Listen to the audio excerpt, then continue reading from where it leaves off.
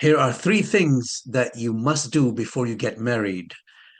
In this short video, I will quickly talk about the three things. Bismillah ar-Rahman ar-Rahim, wassalatu wassalamu ala rasulihil kareem. Number one, relationship counseling. I'll talk more about that in just a minute. Number two, legal counseling. I will talk about that also in just a minute. And number three, financial readiness. If you are the man, if you're the husband, you need to provide. You are the provider. The wife in Islam has no financial requirements, no financial obligations in a marriage. Her maintenance, her basic needs, her day-to-day expenses, food, clothing, housing are all required on the husband, not on the wife.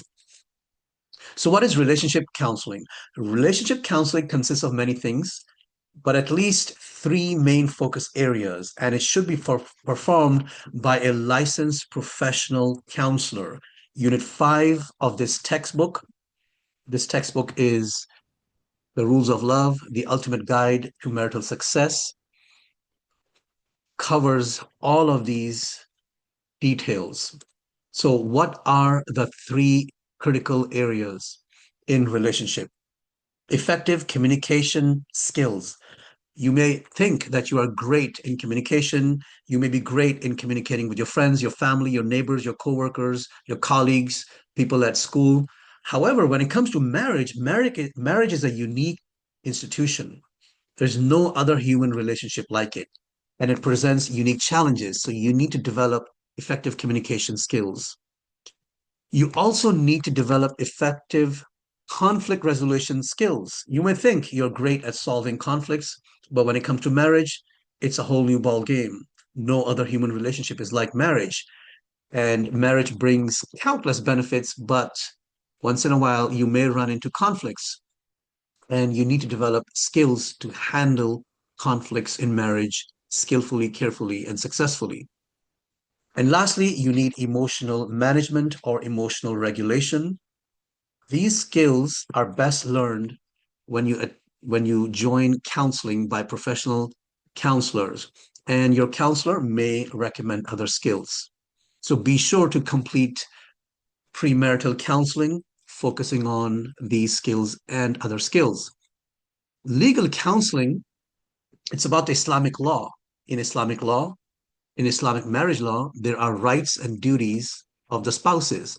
The goal of the law is to minimize harm and maximize benefit. We study the legal aspects of Islamic law in detail in this textbook. Now, you don't have to be an expert in Islamic law. You don't have to be a scholar. You don't have to be a teacher. You don't have to be a faqih.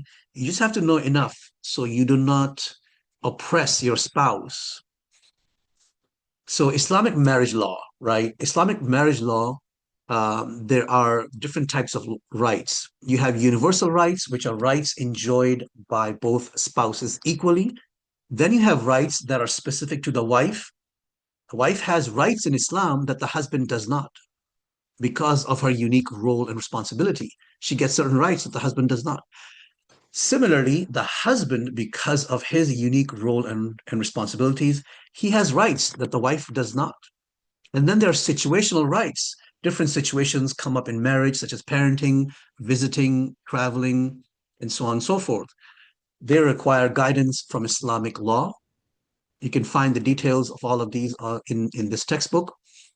And you need to know the 4 steps of the Islamic wedding process. There is a video on this channel called The 4 Steps of the Islamic Wedding Process. I will share the link in the description, inshallah. And last but not least, prenuptial agreement.